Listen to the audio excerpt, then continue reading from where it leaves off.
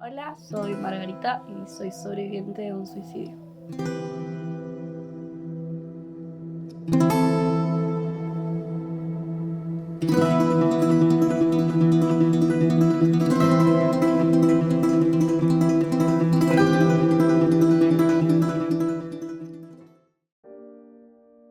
Mi infancia la transcurrí en la ciudad de Formosa.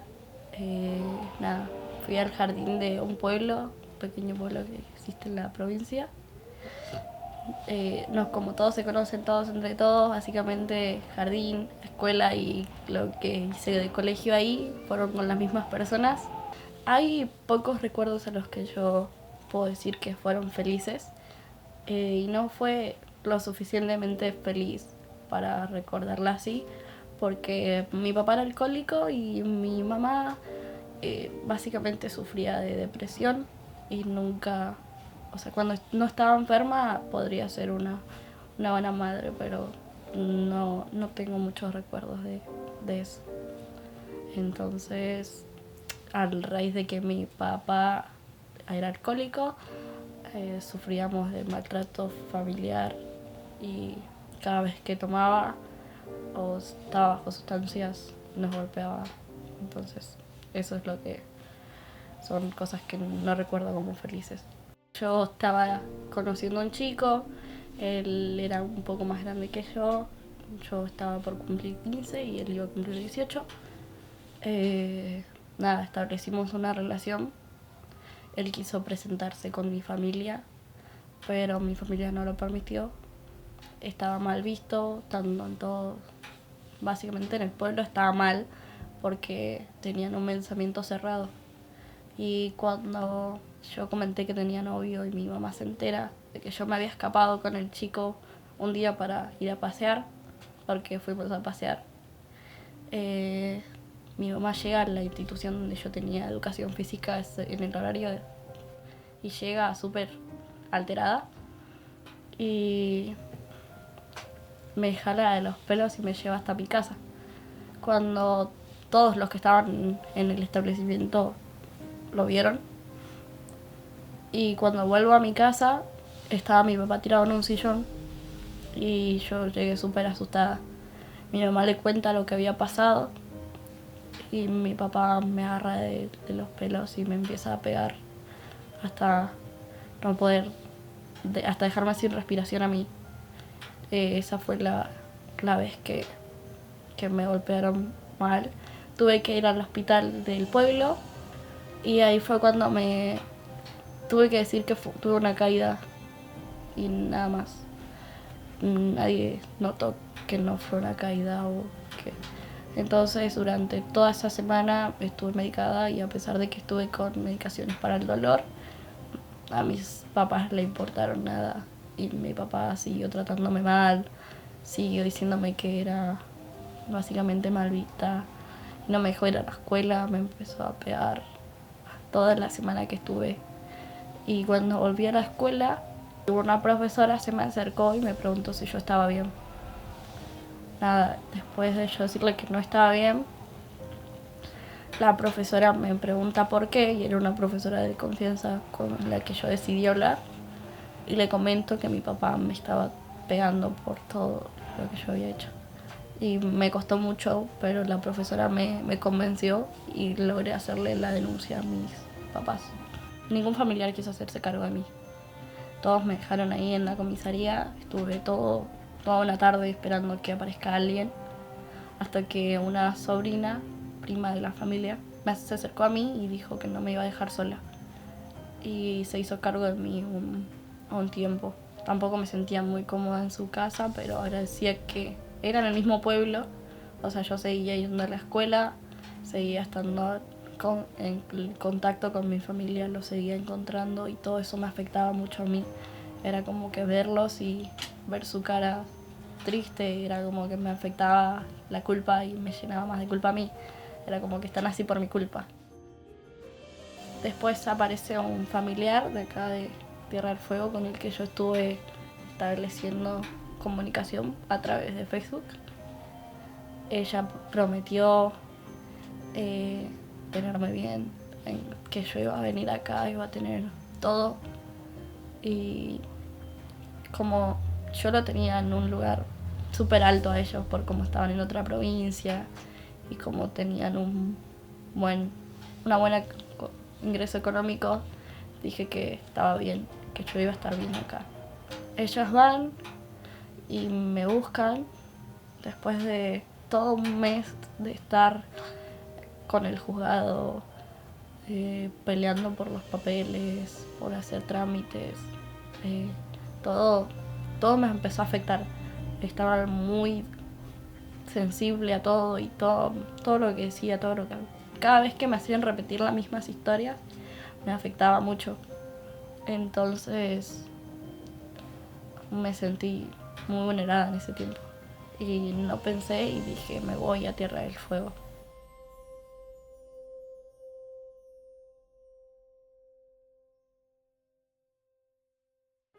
Pasaron los meses y no me integraban a su familia.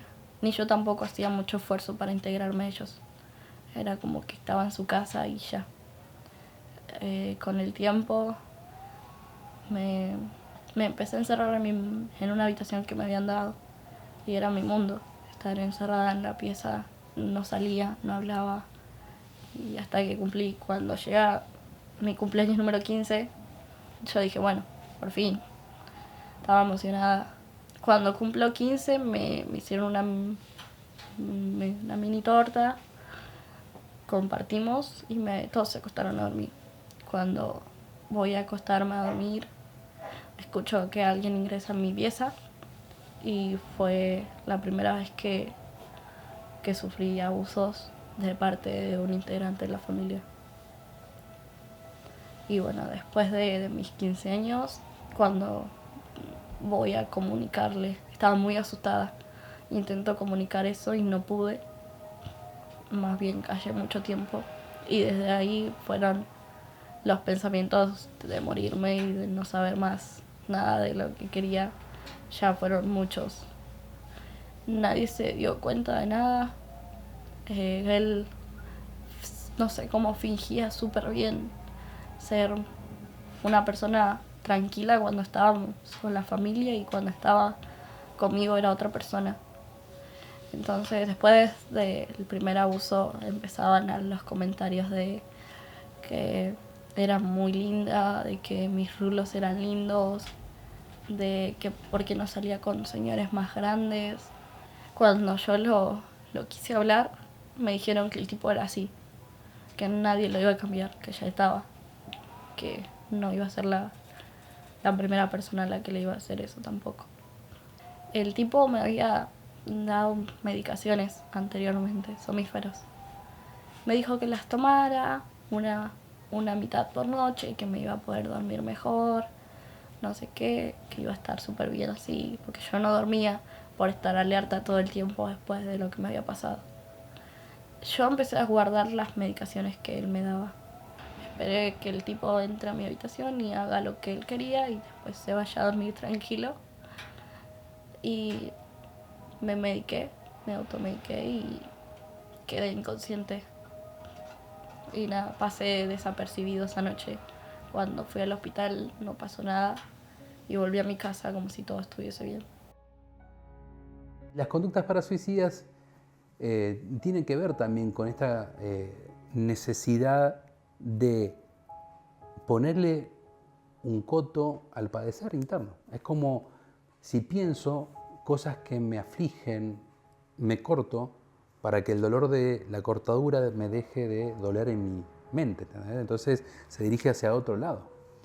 Y en lo cual ahí empieza esta cuestión que capaz un corte o las repeticiones de cortes, depende en qué zona, o la exposición a ciertas circunstancias, puede provocar la muerte. Y ahí que hay que pensar muchas veces si se quiso suicidar o no se quiso suicidar, que es lo más difícil de todo. Dentro de lo que es la psicología, hay dos conductas que son pasaje al acto y el acting out. El acting out es como una conducta en la cual una persona intenta como llamar la atención de otros. En esa acción generalmente puede ser peligrosa en la forma de exponerse y puede terminar o lastimado o provocándose la muerte. Y el pasaje al acto es directamente la ejecución real del acto. O sea, una persona que se quiere suicidar muchas veces no necesita dar información. O sea, que ahí también estos son los mitos que van avisando. Hay personas que no avisan y que directamente ejecutan el acto. Eso es lo que sería pasaje al acto. Es no, se pensó y se hizo directamente. Y en tanto el acting now es una llamada al otro, pero ahí puede ocurrir que te salga mal y te termines suicidando. O te termines muriendo. Capaz no era tu idea suicidarte. Entonces en eso también es difícil. Realmente el tema del suicidio es paradigmático por eso. Porque hasta qué punto una persona realmente quiere suicidarse o quiere quitarse la vida para solucionar qué. Cada vez que me alteraba o cada vez que me pasaban cosas malas, me buscaba desquitarme conmigo misma. Entonces solía cortarme y me hacía cortes profundos, o depende de lo que me pasaba. Entonces ese día me enojé tanto con todos porque me había despertado a las 7 de la mañana. Empecé a escuchar cómo hablaban de mí y cómo decían, ¿sabes qué, Maggie? Hace esto mal, no hace nada, se la pasa durmiendo, no habla, no se baña, no hace esto bien, no sale, no trata de convivir con nosotros. Y yo intentaba convivir con ellos, pero no podía. No podía porque el tipo siempre estaba ahí. Y yo era como darle la cara a una persona que yo sabía que me estaba haciendo mal. Y no podía fingir que todos me caían bien. Básicamente cada vez que comía algo pesado, fingía que me daba vómitos antes de las 8 de la noche para que me lleven al hospital y que el tipo no entre a mi pieza a abusar de mí. Fue como una rutina mucho tiempo. Entonces llegaban las 8, cenaba, fingía que vomitaba lo que comía y al hospital. Y así sucesivamente por mucho tiempo. Fue en Año Nuevo, me escapé, después de que todos se acostaron a dormir. Todos se fueron a sus mundos, terminó la fiesta, sufrí abusos de vuelta. Dije, está bien. Ya me había acostumbrado a la rutina de estar normal y fingir que no pasaba nada, ir a acostarme y sabía lo que me esperaba. Entonces esperé que pasara toda esa noche hasta que me embronqué y me levanté de la cama, me abrigué y cuando llego no pensé en otra cosa más que en tirarme de una vez porque no sentía que estaba aportando mucho ni tampoco sentía que iba a servir de mucho después. Que yo sabía que después de eso toda la culpa se iba a venir a mí y que nadie me iba a creer lo que estuve pasando. Cuando me siento, cuelgo mis piernas entre las rejas, me quedé llorando ahí un muy buen rato a pensar toda la mierda que viví en esa época de cuarentena. Cuando me voy a colgar, un señor se me acerca y me toca el hombro y me dice, ¿estás bien? Y esa pregunta fue como un balde de agua fría en la cara y me abraza. Y ese abrazo, no sé, fue algo que me hizo recalcular todo. No había recibido un abrazo en mucho tiempo y al recibirlo de tal manera, y en ese momento fue como, no sé, que esa persona necesitaba darme ese abrazo en ese momento. Me convenció de que no me tenía que tirar ese día y de que no tenía que hacerlo en sí, y me devolvió a mi casa.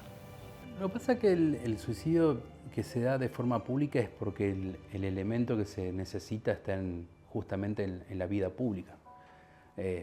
Acá no hay trenes, ¿entendés? Entonces capaz si hubieran trenes seguramente la decisión del suicida es ir a las vías del tren. El puente es una acción cercana, habría que ver, porque si, no sé, una persona que trabaja en el servicio de seguridad puede tener un arma y acceder al arma más fácilmente. También lo puede hacer en un lugar público, pero utilizó un arma de fuego. Entonces como la ciudad tiene, cualquier ciudad tiene, y cada ciudad tiene sus elementos que la persona que está pensando en suicidarse vaya a buscarlo. Me tiro del puente y estoy dejando una huella para que otro lo pueda usar. Entonces yo como sociedad, como Estado, como Estado provincial o municipio, y tengo que escuchar eso, está algo ahí. No creo que sea el enrejado. Me parece que el enrejado es una solución idiota, ni más ni menos. Pasó un mes, 2 meses, la escuela no preguntaba. Ellos habían retirado mis papeles de la institución porque dijeron que yo iba a viajar. Y un familiar cercano de casi mi misma edad, era la única compañía que tenía durante todo el tiempo, era la única que no sabía todo, pero sabía gran parte de las cosas que me pasaban. Teníamos contacto a través de una ventana, o nos tirábamos papelitos, o yo me escapaba a lavar los cubiertos al segundo piso, y abría la ventana y empezábamos a charlar, yo lloraba con ella, ella se comunicaba conmigo. Y así fue cuando yo me comuniqué con otra hermana y le cuento que yo estuve siendo acosada. No le dije que fui abusada, sino que fui acosada y que todos los días era lo mismo. Y ella me dijo que me iba a ayudar y que me iba a sacar de ese lugar. Y yo seguía con el plan de sacarme la vida porque ya no aguantaba. Y lo hice, intenté muchas maneras de las cuales muchas fallaron, y es como que lo intentaba, fracasaba y me quedaba con ansias de seguir haciéndolo. Y no porque quería llamar la atención como mi familia decía, era porque yo ya no podía. Y nadie sabía porque ya no aguantaba. Hasta que aparece un asistente social en la puerta de mi casa, un día de la nada. Me dice, ponete unos zapatos y un abrigo, vamos a hablar afuera. Me preparo, me pongo los zapatos, le pido autorización al familiar con el que estaba viviendo porque no me dejaban salir, a menos que sea hacer compras. Y me dice, sí, que vaya. Cuando salgo, había un auto afuera y estaba el otro familiar con el que yo estaba hablando. La miro y me dice, subite. Me subo al auto y desaparezco de la casa. Y nada, y así fue cuando me fui de la casa donde estuve encerrada todo este tiempo. Me costó meses, me costó 3, 4 meses contar lo que de verdad yo estuve pasando en la casa. Todos creían que solamente sufrí maltrato, que solamente fui víctima de abusos psicológicos y que fue un maltrato intrafamiliar. Nadie sospechaba que fui víctima de abuso. Lo denuncié a los dos, a todos, por maltrato intrafamiliar. Después de unos meses, yo sufrí ataques de ansiedad mucho tiempo, estando en la casa, estando en Formosa, estando en cualquier lado. Pero nunca pude saber qué era un ataque de ansiedad.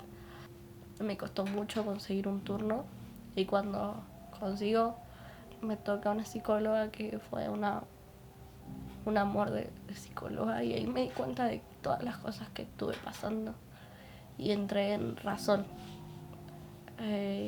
Y me explica lo que era un ataque de ansiedad y me dice, yo todavía seguía pensando en suicidarme, a pesar de que había salido a la casa y a pesar de que yo sabía que iba a estar bien, seguía, hasta el día de hoy a veces sigo con esos pensamientos.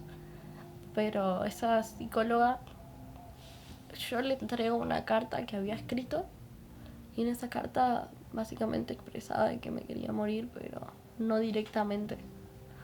Cuando la lee, se asusta y me mira y me dice, ¿vos te querés suicidar? Y se me ponen los ojos súper aguados y me largo a llorar.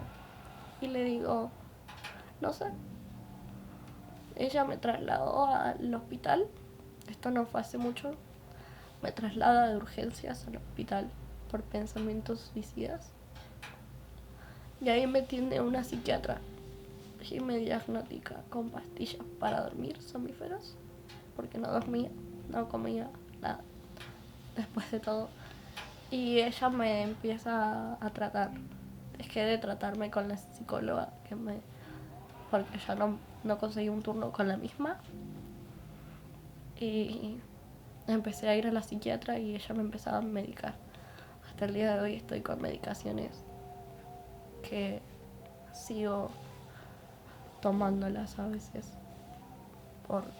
Entonces todo eso llevó a que tomé cariño hacia esa psicóloga y después la dejé de ver y entonces eso me afectó también. Era como que yo tomo cariño a algo y ya no está. Que tengo a alguien ahora que pude salir de la casa donde estaba y que pude conocer gente que sí me valora, que puede tener amigos, porque después de tanto tiempo no pude finalizar amistades. Ahora, hoy en día estoy conociendo gente que llamo amistades. Pude reencontrarme con familiares con los cuales ya no hablaba y pude volver a la escuela, que para mí es lo más importante. Creo que si no estudiaba no iba a ser nadie, siempre lo dije. Y a pesar de que no sea muy buena en la escuela, siento que me esfuerzo mucho para hacerlo. Así que me pone contenta volver a vivir mi vida como yo quiero.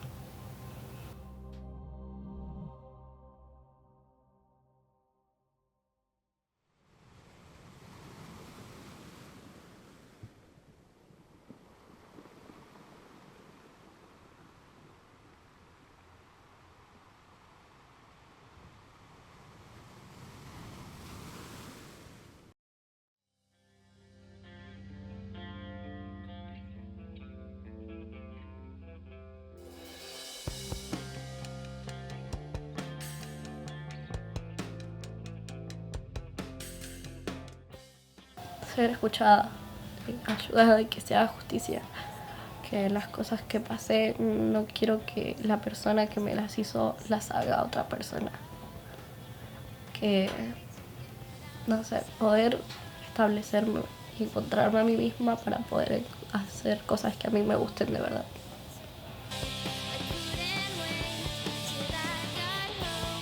Que no minorice los problemas de otra persona, que no se cierre en creencias que son antiguas, que si una persona la está pasando mal, ya sea por un problema mínimo, es importante saber escucharlo, que no diga que porque está sufriendo ansiedad está exagerando, o que porque llora es depresión y la está exagerando.